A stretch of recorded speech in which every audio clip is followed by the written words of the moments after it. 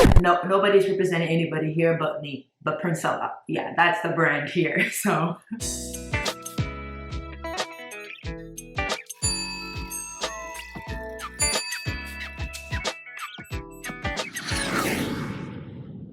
we are back. Welcome back to my channel. Once again, my name is Princella and welcome to my next location. So this channel, as I mentioned in my welcome video, will be dedicated to my travel adventures. Yes, your girl will be traveling. The goal is to travel. The goal is to go here and there, record cities and towns. So stay tuned. If you're new to this channel, don't forget to hit that subscribe button. Also, give this video a thumbs up and share your thoughts on today's video in the comment section below. Like I said in the welcome video, spam the comment section. If you have any questions or concerns, let me know. I'm also on Instagram. It's my next location _ follow me there, DM me, whatever you need to do to reach me, please do it. Okay, all right, let's get into it. I did apply to an airline company. It's one of the major airline companies in the US, and it is mainline. It is not regional. Whatever I say on this channel or in my videos are strictly my opinion and my experience. I am in no way representing this company in any way on my YouTube channel. This is basically my experience, my opinion, just to kickstart my channel, and then the journey to the travel vlogging and my travel adventures and stuff like that. I figured, why not share my experience, you know, the application process if you're looking to apply. So it is mainline and I'm just starting. Like, I am new to the industry. I have worked in several industries, from beauty to medical to finance, but I've never worked in the aviation industry. So this is definitely a huge change for me. It's very new. And I did apply to the airline company.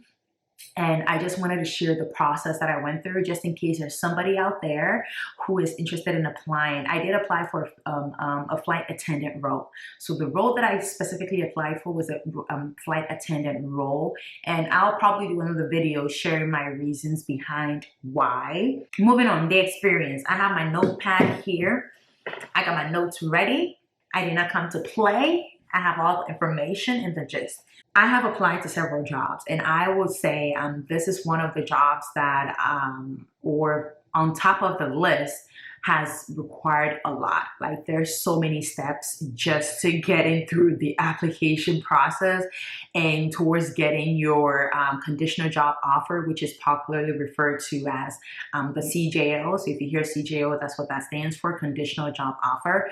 And this is a lot. I mean, it can go faster in terms of the time span, but it's just that there's so many steps you have to go through, and I'm like, oh, okay, that's intense.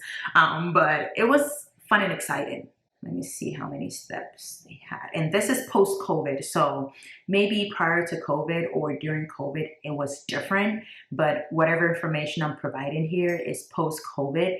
And I cannot stress this enough. Everything I'm saying here is my opinion, my experience. I am in no way a representative of the company at this point. What I'm saying is just my personal experience. I am not advertising for the company. I am not speaking on behalf of the company. I don't have the authority to speak on behalf of the company. So let's keep that in mind here. Yeah, so the hiring process essentially included 7 steps. 7. Most of the jobs that I applied for would either be 5 or 4 or sometimes 6, but 6 is like pushing it.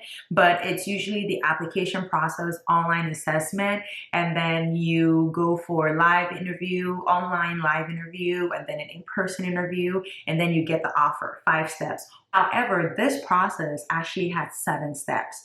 So I'm gonna list the flight attendant hiring process steps. Okay, so first is the flight attendant application. So flight attendant application, talent assessment, virtual job tryout, on-demand interview, which is a live or online interview. And then we have the in-person or event day, and then you get the job offer, and then it's the in-person training. And mind you, what you get is a conditional job offer. So you're actually not an employee or employed yet by the company until you successfully pass the training. That's why that is actually part of the step and a critical part of the step. So going through the whole interview process, the typical traditional interview process that we know to get the conditional job offer, it's not enough. Typically with most companies, once you pass the background check, you become an employee and you're good to go regardless of whatever training they need to give you for the job. But this is not like that. Your offer is conditional until you pass the training, beyond the background check, before you pass the training. So it's only when you pass all necessary training or required training that you become like an employee of the company. So it is no joke. It is, I cannot. But we're just gonna move straight into it. So this is going to be my experience through the flight attendant application process. One, I applied for the job November 2nd. So that's when I put in my application. Immediately I did that, I got an email letting me know that, hey, we've received your application, and attached to that email was essentially an appearance requirement in the flight attendant job description. So just in case you applied on a whim and you did not read the job description, it was in that email for you to refer to. And then also, because they are to an extent strict about your appearance and how you present yourself, because every single time you're in that uniform, you're representing the brand, they attached an appearance requirement form as well. So you have an idea of what the expectations were right there, even before you did any sort of an assessment, okay? So that was really good. And then moving on from there, on the same day also, I got an invitation for an online assessment. So that's the good thing. So I applied on November 2nd. I got the email letting me know that they've received the application, and what followed was an online assessment invitation. So the duration for that, I believe, usually those are like 30 minutes or 25 minutes, but it ends up taking like an hour or something to do. But it wasn't hard. I've done several. It's more so, I can't really tell you like what questions were on it, but if you have applied to several jobs or different companies, then you would know, because I've applied to several companies and the questioning and the content of that online assessment was similar. They've all been similar. It's more so like psychological tests, just to like check your temperaments, your personality, behavioral characteristics and stuff like that. So it's really nothing difficult. There's no right or wrong answer at the end of the day. It's more so trying to get to know who you are and your temperament, your personality trait and stuff like that. So there's no point like trying to ask for the right or wrong answer. There's no point, regardless of what obviously the job will require certain people with certain personality trait, but I would say be yourself and be as honest as possible, because if you lie and then you might end up getting a job that might not be a fit for you. So in essence, just you want the job, make sure you're answering the questions honestly, okay? And then I did that. So once I completed that, I did get an email confirmation letting me know that, hey, you've completed this and we'll get back to you. So once I did the assessment, I did it on November 2nd. And then November 4th, which was 2 days later, I received an email invitation for the virtual job tryout. So once you do the assessment, they review it, and then based on the results, they sent you an invitation for the virtual job tryout.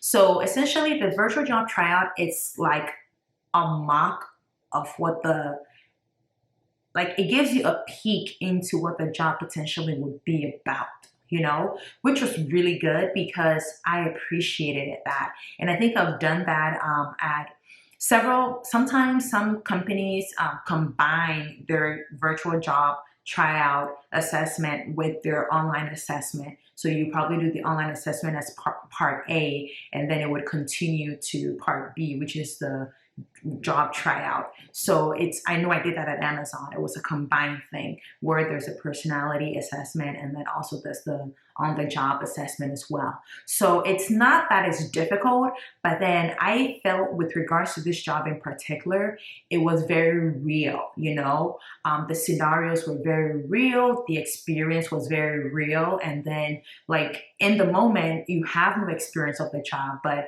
if you're able to be successful just by experiencing it based on the information you're given, and that was really cool. It will speak to the fact that, okay, you will be able to handle it even if after we give you all the training you need. So I really like that because it gave me like a little bit peek into what the actual job would be like or feel like, you know? So that was great. And then once I did that, when you are doing these assessments, please take your time. I cannot remember if some were timed or not, but one thing I will say is take your time. There's no need to rush.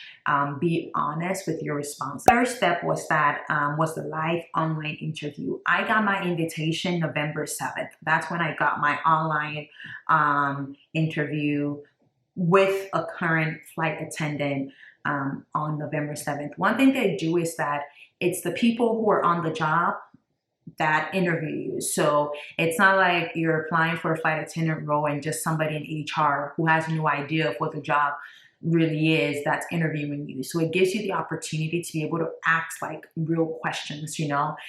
So the online interview, my experience, it wasn't that bad. It was okay. It was good. I felt good afterwards, but like I said, I was actually coming out of a job. So you know, the exhaustion that I was feeling in that job was kind of like sitting on me, but the interaction I had with the person was great. It was a good experience. She was very nice, very sweet.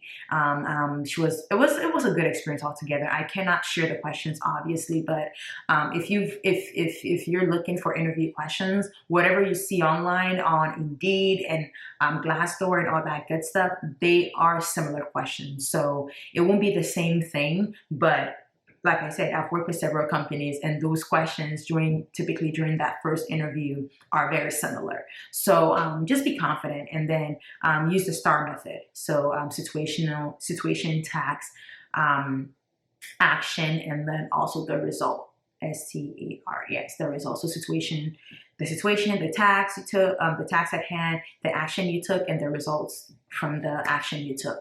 So just use that method. It's not like a structure, it's a structured way of giving a response without going overboard. Somebody like me who talks a lot, like I'm talking a lot right now, the STAR method typically helps me because it keeps me in line and allows me to structure my responses by not being all over the place. So that was very important during that interview. The 7th was Monday and they gave me the interview date for the 17th of November, which was the following week on Thursday. I'm sure if my availability was the entire week, I probably would have gotten an earlier date, which is the 14th or the 15th or something, but I did get the 17th, which was fine with me. And I chose a morning time because I like to get these things over and done with so I can get about my day. I don't see the point in waiting. I'm not a morning person, but I like to get official stuff done in the morning. So yes, I got mine on the 17th, and I did that. The event day, which is actually the 5th step. So I did my interview. I got the email for the live interview on the 7th. I actually did the interview on the 17th. And then step 4, which is the event day invitation email, I got it on the 21st. So the 17th of November was a Thursday. So essentially, I got a response back from them from the event day invitation on the 21st, which was the following Monday. So just barely a day in between. And then I got the event day invitation, which was kind of cool. Everything went by pretty fast. The only thing that would cause any delay, or not necessarily a delay, but prolong the process, was my availability and the timing of like interview availability and stuff like that. So it wasn't that long to get into the event day. So the event day, once again, is based on my availability, the soonest time that they had as well. And I got the email on the 21st of November, and then I chose December 13th as my event day. I would do a video of the event day itself because I feel like it was a very wholesome experience. The event day includes several activities, right? Several activities. The main one essentially being your in-person interview. So like I said, first you apply for the job. Second, you do the online assessment. Third, you do the online virtual job tryout. And then 4, you do the live online interview. And then 5 is the event day. So it's a wholesome thing. It was a really good experience. If for any reason I was going into the event day process, not sure whether I wanted a job or not, just getting there, I had a switch. Like, my mind was made up once I was through the door. Like, that's how good the experience was. And coming from someone like me who's worked with several companies over a 10-year or 11-year span, like, I have worked with different types of company in different industries, and I've gone for several interviews. This by far has been the best experience. Even if I did not get the job offer, this would have gone down in my books as one of the best experience ever. Like, initially the hoops were so many, but it's not like I was bothered by it. And from the research that I did, it's very similar in the industry, like the aviation industry, where the process is like that, especially for the flight attendant role. So, or I believe any role in the aviation industry, I think. But that event day was like the cherry on top of everything. If I was not sure whether I wanted the job or not, or whether I wanted to work with that specific company in question, that event day sealed the deal for me. Like, it was like, we're getting this. We're leaving with the job offer, essentially. But you're definitely going to receive enough details about the event day, what you need to know. You won't get like details as to what you're going to do, but I believe all of us go with the expectation that we're going to have like an in-person interview and then get to interact with other flight attendants and stuff like that, which is part of the process. But trust me, I'm not going to spoil the surprise. I am not going to spoil the surprise. But if you apply to the company that I applied for and you go to that event day, you are going to enjoy it. Before I went, a lot of the interviews that I had, or the research that I did and the videos that I watched were more so speaking about like how intense it was. And like, I don't know, but personally for me, just be yourself. Be yourself. Be as natural as you can be. It's better for you to let them see you as you are than to put up a front. Like, no, it's not worth it. But yes, I specifically did this video just to give people like a detailed overview of the process in applying to become a flight attendant. I'm not sure what the process would be outside of the United States, but I live in the United States, and the carrier that I applied to was actually a US-based airline company, one of the major US-based airline companies, and it's a mainline, not a regional, just to be specific. That way, I'm not sure if the process is different for regional airlines, but I know the process, at least for my company, is the same, is similar to other airline companies. And then after the event day, you get your CJO, which is the conditional job offer. I am not going to specifically state when you get that offer because it would reveal some of the things that do happen between the event day and you getting that offer. So I'm gonna leave that to be a surprise for you guys. So if you do apply and if you're new, let me know in the comment section how your event day was or how your application process was for you, and if you got your CJO. So yes, and then you get your CJO, and then once you get your CJO, you have to go through like the background check and process and stuff like that, which leads me to step 7, which is getting a date assigned to you for training. My date has been assigned for 2023, and it's actually quite far out, so it gives me the break that I'm looking for, so it worked out perfectly for me. But that's the process essentially. Here it is. But yeah, we've come to the end of another video. If you're new to my channel, go ahead and hit that subscribe button. Also, give this video a thumbs up and share your thoughts on today's video in the comment section. And I will see you in the next one. Bye-bye.